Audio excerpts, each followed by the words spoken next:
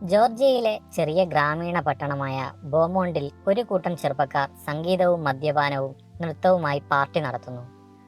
അതിൽ 5 പേർ ഒരുമിച്ച് കാറിൽ കയറുകയും കാർ ഓടിക്കുന്നതിനിടെ അവർ അപകടത്തിൽപ്പെടുകയും കാർ മറിഞ്ഞ് സ്ഫോടനത്തിൽ തന്നെ 5 പേരും മരിക്കുകയും ചെയ്യുന്നു. ആഴ്ചകൾക്ക് ശേഷം ഒരു ഞായറാഴ്ച പ്രസംഗം നടത്തുന്നു.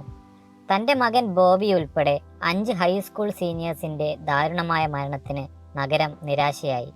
അതിനാൽ അവിടെ ചേർന്ന ടൗൺ കൗൺസിൽ ആ നഗരത്തിൽ ഇനി പാർട്ടികളും ഉച്ചത്തിലുള്ള സംഗീതവും പൊതുനൃത്തങ്ങളും നിരോധിക്കാൻ ധാരണയാകുന്നു. എന്നാൽ ഇതൊന്നും തൻ്റെ ഇളയ മകളായ ഏരിയലിന് ഇഷ്ടമായിരുന്നില്ല. അങ്ങനെ 3 വർഷം കഴിഞ്ഞു. ബോമോണ്ടിൽ റെൻ മാർക്കോമാക് എന്ന ചെറുപ്പക്കാരൻ ബസ്സിൽ വന്നിറങ്ങുന്നു. അവൻ്റെ അമ്മ മരിച്ചതിനാൽ തൻ്റെ അമ്മാവൻ വെസിനും ഭാര്യയ്ക്കും 2 കുട്ടികൾക്കുമൊപ്പം ജീവിക്കാൻ ബോസ്റ്റണിൽ വന്നെത്തിയിരിക്കുകയാണ് റെൻ. വന്നിറങ്ങുന്ന റെൻ ചാനൽ സബ്സ്ക്രൈബ് ചെയ്യാൻ പറയുന്നു. അതുകൊണ്ട് തന്നെ എല്ലാവരും ജൂനിയർ മോഷൻ എന്ന ഈ ചാനൽ സബ്സ്ക്രൈബ് ചെയ്യണമെന്ന് അഭ്യർത്ഥിക്കുന്നു. ഒരു ഗാരേജ് ഉടമയായ അമ്മാവൻ വെസിൻ റെന്നിനെ വീട്ടിൽ ക്ഷണിക്കുകയും അവിടെയുള്ള സീനിയർ സ്കൂളിൽ അഡ്മിഷൻ ശരിയാക്കുകയും താമസിക്കാൻ സ്ഥലം നൽകുകയും ചെയ്യുന്നു. കൂടാതെ തൻ്റെ പഴയ തകരാറിലുള്ള കാർ നന്നാക്കി ഓടിക്കാൻ കൊടുക്കുകയും ചെയ്യുന്നു. എന്നാൽ കാർ ശരിയാക്കുകയും അതിൽ പാട്ട് കേൾക്കാനുള്ള സംവിധാനം ഉണ്ടാക്കുകയും അവൻ ചെയ്യുന്നു. അങ്ങനെ കാർ ഓടിക്കുന്ന റെൻ ഉച്ചത്തിൽ പാട്ട് വെച്ച് നഗരം ചുറ്റുന്നു. എന്നാൽ പോലീസ് പിന്തുടർന്ന കാറിന് ഫൈൻ അടക്കേണ്ടി വരുന്ന റെൻ അവിടെ ഉച്ചത്തിലുള്ള സംഗീതത്തിനുള്ള വിലക്ക് ആശ്ചര്യത്തോടെ മനസ്സിലാക്കുന്നു. അങ്ങനെ ഒരു ഞായറാഴ്ച അവൻ പള്ളിയിൽ പോകുന്നു. അവിടെ വെച്ച് റെൻ ഏരിയൽ എന്ന അതിസുന്ദരിയായ ഒരു പെൺകുട്ടിയെ കാണുന്നു. അവൾ ഷാം മൂറിന്റെ മകളാണ്. പള്ളി കഴിഞ്ഞ് ഏരിയൽ തനിക്ക് സ്കൂൾ പ്രൊജക്ട് ചെയ്യാനുണ്ടെന്ന് കള്ളം പറയുകയും തൻ്റെ കൂട്ടുകാരി റസ്റ്റിയുടെ കൂടെ അവൾ നേരെ പട്ടണത്തിലെ ഒരു റേസ് ട്രാക്കിലേക്ക് പോവുകയും ചെയ്യുന്നു. അവിടെ അവളുടെ കാമുകൻ ചക്കുണ്ട്. അവൻ അവിടെയുള്ള ഒരു കുഴപ്പക്കാരനായ റേസറാണ്. അവൾ അവനെ കാണുകയും അവൻ്റെ കൂടെ അവിടെ സമയം പങ്കിടുകയും ചെയ്യുന്നു. അവനുമായി സ്നേഹം പങ്കിടുന്ന അവൾ ഒട്ടും തന്നെ സന്തോഷവതിയല്ല. അടുത്ത ദിവസം സ്കൂളിൽ വെച്ച് റെന്നും ഏരിയലും കണ്ടുമുട്ടുന്നു. അവർ അവൻ്റെ വസ്ത്രധാരണത്തെ കളിയാക്കുന്നു. സ്കൂളിൽ വെച്ച് റെൻ വില്ലാഡ് എന്ന ചെറുപ്പക്കാരനെ പരിചയപ്പെടുകയും ഒരേ ക്ലാസ്സിലാണെന്നറിഞ്ഞ അവർ സൗഹൃദത്തിലാകുകയും ചെയ്യുന്നു. അവർ തമ്മിൽ ക്യാൻറ്റീനിൽ വെച്ച് സംസാരിക്കുമ്പോൾ ഈ നഗരത്തെക്കുറിച്ചും പണ്ടുണ്ടായ ആക്സിഡന്റിനെ കുറിച്ചും അവിടെ നിരോധിച്ച സംഗീതത്തെപ്പറ്റിയും നൃത്തത്തെപ്പറ്റിയും പറയുന്നു. സ്കൂൾ കഴിഞ്ഞതിന് ശേഷം റെൻ അവിടെയുള്ള ഒരു പഴയ കോട്ടൺ നിർമ്മാണ ഫാക്ടറിയിൽ പോവുകയും അവിടെ ഒരു ജോലി ശരിയാക്കുകയും ചെയ്യുന്നു. അന്നു രാത്രി അവിടെയുള്ള റെസ്റ്റോറൻറ്റിൽ ആരും അറിയാതെ ഒരു പാർട്ടി നടക്കുന്നുണ്ടെന്നും അവിടെ അവനെ കൊണ്ടുപോകാൻ അവൻ്റെ കൂട്ടുകാരൻ വില്ലാഡ് വരികയും ചെയ്തു. അന്നു രാത്രി അങ്ങനെ അവർ റെസ്റ്റോറൻറ്റ് പാർട്ടിക്ക് പോകുന്നു. അവിടെ വെച്ച് ഏരിയലും റെന്നും കണ്ടുമുട്ടുന്നു. അവർ എല്ലാവരുടെ കൂടെ നൃത്തം ചെയ്യുകയും എന്നാൽ കുറച്ചു സമയത്തിന് ശേഷം അവർ ഒരുമിച്ച് നൃത്തം ചെയ്യാനും തുടങ്ങി. ഇതൊന്നും തന്നെ കാമുകൻ ചക്കിന് ഇഷ്ടപ്പെട്ടില്ലായിരുന്നു. പെട്ടെന്നാണ് അവിടെ ഏരിയലിന്റെ പിതാവ് വന്നത്.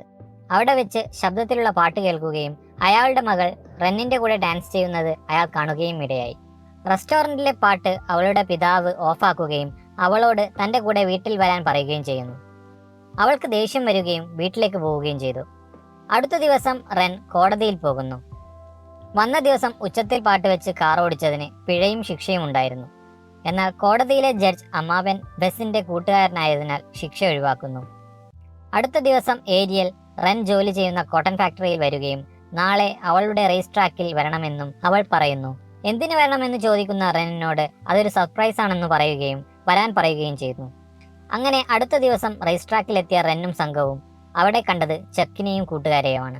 അവിടെ വെച്ച് ചക്ക് റെന്നിനെ പഴയ സ്കൂൾ ബസ്സിൽ റേസിന് മത്സരിക്കുവാൻ വെല്ലുവിളിക്കുന്നു. വെല്ലുവിളി സ്വീകരിക്കുന്ന റെൻ മത്സരത്തിന് പങ്കെടുക്കുന്നു. റേസ് തികച്ചും സാഹസികത നിറഞ്ഞതായിരുന്നു. വാശിയേറിയ റേസ്. കൂടെ ഓടിയ പല വണ്ടികളും മറഞ്ഞു വീണു. ഒടുവിൽ ആ റേസിൽ റെൻ വിജയിക്കുകയും അത് ഏരിയലിനെ ആകർഷിക്കുകയും ചെയ്തു. പിറ്റേന്ന് സ്കൂളിൽ വെച്ച് റിച്ച് എന്ന ചക്കിന്റെ സുഹൃത്ത് റെന്നിന് വലിക്കാൻ ഒരു ജോയിന്റ് വാഗ്ദാനം ചെയ്യുന്നു. എന്നാൽ അവൻ അത് നിരസിച്ചു. പക്ഷേ അത് സ്കൂളിലെ ലൈബ്രറിയൻ കണ്ടു. എന്നാൽ അവൻ അതെടുത്ത് ടോയ്ലറ്റിലേക്ക് ഓടുകയും ഫ്ലഷ് ചെയ്യുകയും ചെയ്തു. പ്രിൻസിപ്പാളിന്റെ അടുത്ത് എത്തിയ അവൻ താൻ ജോയിന്റ് ഉപയോഗിക്കില്ലെന്നും താൻ ജിംനാസ്റ്റിക് ആണെന്നും പറഞ്ഞു. പ്രിൻസിപ്പാൾ അവന് വാണിംഗ് കൊടുക്കുകയും റെൻ ദേഷ്യത്തോടെ ഇറങ്ങിപ്പോവുകയും ചെയ്തു. ഇത് കണ്ട ഏരിയൽ അവനോട് സംസാരിക്കാൻ നോക്കിയെങ്കിലും അവൻ അവളെ മൈൻഡ് ചെയ്യാതെ കാറെടുത്ത് അവിടം വിട്ടു. ദേഷ്യത്തിൽ റെൻ ഒരു പഴയ ആളൊഴിഞ്ഞ ഗാരേജിലേക്ക് പോകുന്നു. അവൻ ഉച്ചത്തിൽ പാട്ട് വെക്കുകയും അവന്റെ ദേഷ്യം ഡാൻസ് ചെയ്ത് തീർക്കുകയും ചെയ്യുന്നു.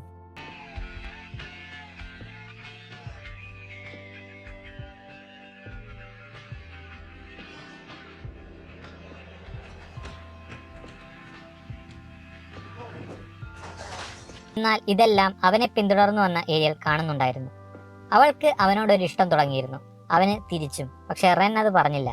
അവിടെ നിന്ന് അവൾ അവനെയും കൂട്ടി ഒരു ട്രെയിൻ ഗാരേജിലേക്ക് കൊണ്ടുപോവുകയും സംസാരിക്കുകയും ചെയ്യുന്നു. അവൾ അവനോട് സ്നേഹം പ്രകടിപ്പിക്കുന്നു.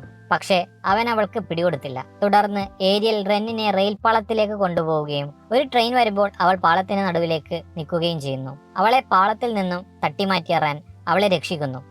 അവളുടെ മണ്ടത്തരത്തിൽ അവൻ അവളോട് ദേഷ്യപ്പെടുന്നു. കുറച്ച് ദിവസങ്ങൾക്ക് ശേഷം റസ്റ്റും വില്യാർഡും റെന്നും ഏരിയലും വിലക്കില്ലാത്ത മറ്റൊരു പട്ടണത്തിൽ നൃത്തം ചെയ്യാൻ പോകുന്നു. അവിടെ എല്ലാവരും നൃത്തം ചെയ്യുകയാണ്.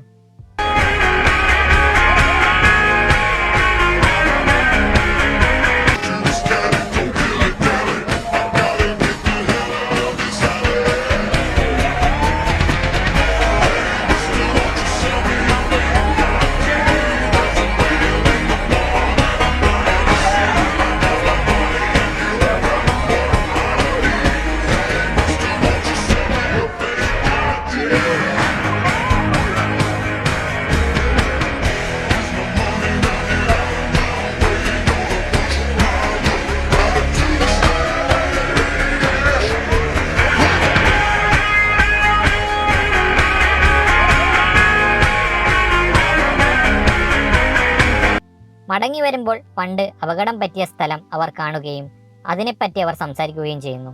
മറ്റൊരു ദിവസം ഏരിയലിന്റെ പിതാവ് റെന്നിന്റെ അമ്മാവൻ ബെസ്സിന്റെ ഓഫീസിൽ പോവുകയും റെൻ തന്റെ മകളുടെ കൂടെ കറങ്ങുന്നത് തനിക്ക് ഇഷ്ടമല്ലെന്ന് പറയുകയും ചെയ്യുന്നു. അവനെ അതിൽ നിന്നും വിലക്കാൻ പറഞ്ഞ ഏരിയലിന്റെ പിതാവ് ദേഷ്യത്തോടെ അവിടെ നിന്ന് ഇറങ്ങിപ്പോയി.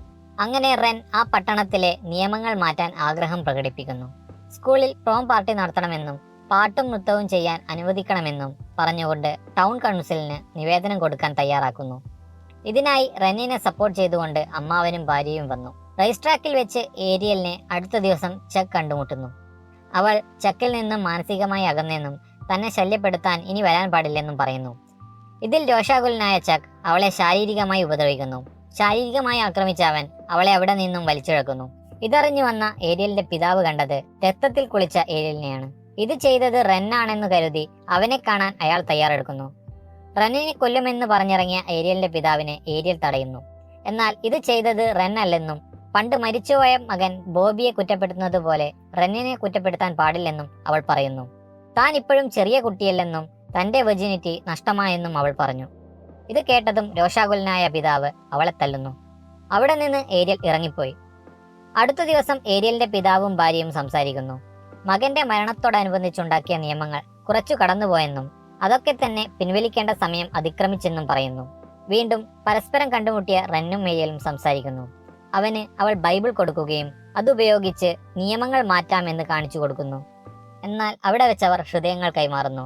പ്രണയത്തിലാവുന്ന അവർ പരസ്പരം ചുംബിച്ചു. അടുത്ത ടൗൺ കൗൺസിൽ മീറ്റിംഗിൽ റെൻ സംസാരിക്കുകയും ബൈബിൾ ഉദ്ധരിച്ച് നൃത്തത്തിനും സംഗീതത്തിനും ഇവിടെ സ്ഥാനമുണ്ടെന്ന് ചൂണ്ടിക്കാട്ടുകയും ചെയ്യുന്നു. അതുകൊണ്ട് എല്ലാ വിലക്കുകളും നീക്കണമെന്നും ടൗൺ കൗൺസിലിൽ റെൻ അഭ്യർത്ഥിച്ചു. എന്നാൽ ഏരിയലിന്റെ പിതാവിന് ഇതിനോട് എതിർപ്പായിരുന്നു. അങ്ങനെ അടുത്ത ദിവസം കോട്ടൺ ഫാക്ടറി ജോലി ചെയ്യുമ്പോൾ അവിടുത്തെ ഓണർ റെന്നിനോട് ഒരാശയം പങ്കിടുന്നു. ആ കോട്ടൺ ഫാക്ടറി ബോമോണ്ട് എന്ന സ്ഥലത്തിലെ പരിധിക്ക് അപ്പുറമുള്ള സ്ഥലമാണ്. അതുകൊണ്ട് തന്നെ ആ ഫാക്ടറിയെയും പരിസരത്തെയും ബോമോണ്ടിലെ നിയമങ്ങളും വിലക്കുകളും ബാധിക്കില്ല. ഇത് അവർക്കൊരു പുതിയ അറിവായിരുന്നു. അന്ന് രാത്രി റെൻ പള്ളിയിൽ പോവുകയും ഏരിയലിന്റെ പിതാവ് ഷാമൂറിനെ കാണുകയും ചെയ്യുന്നു. തങ്ങളെല്ലാവരും ഒത്തുചേർന്ന് അടുത്ത ദിവസം കോട്ടൺ ഫാക്ടറിയുടെ ബേസിൽ വെച്ച് ഡാൻസ് പാർട്ടി നടത്താൻ പോവുകയാണെന്നും അതിൽ പങ്കെടുക്കാൻ ഏരിയലിനെ അനുവദിക്കണമെന്നും റെൻ പറയുന്നു. ഏരിയലിനെ ആത്മാർത്ഥമായി റെൻ സ്നേഹിക്കുന്നുണ്ടെന്നും അവളെ ബഹുമാനിക്കുന്നുണ്ടെന്നും അവൻ പറയുന്നു. ഏരിയലിനെ നൃത്തം ചെയ്യാൻ അനുവദിക്കണമെന്നും അവൻ കൂട്ടിച്ചേർത്തുകൊണ്ട് അവൻ അവിടെ നിന്ന് ഇറങ്ങിപ്പോയി. അടുത്ത ദിവസം കൂടിച്ചേർന്ന സഭയിൽ നൃത്തത്തിനും സംഗീതത്തിനും തടസ്സമില്ലെന്ന് ഏരിയലിന്റെ പിതാവ് പറയുന്നു. താൻ എല്ലാത്തിനും സന്തോഷത്തോടെ സമ്മതം മൂളുന്നു എന്ന് അയാൾ പറഞ്ഞു.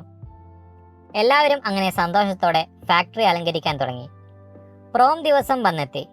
റെന്നിന്റെ കൂടെ പോകുവാൻ അവൾ തയ്യാറാവുകയാണ്.